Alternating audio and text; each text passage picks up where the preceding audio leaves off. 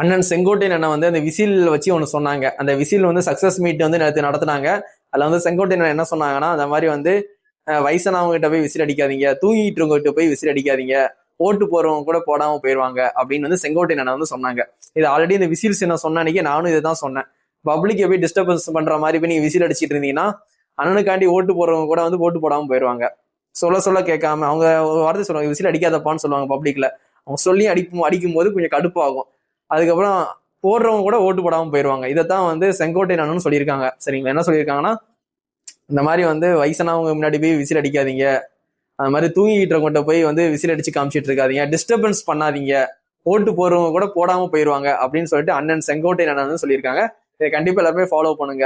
அந்த விசில வந்து நீங்க வந்து எப்ப யூஸ் பண்ணணுமோ அப்ப மட்டும் யூஸ் பண்ணுங்க. சரிங்களா?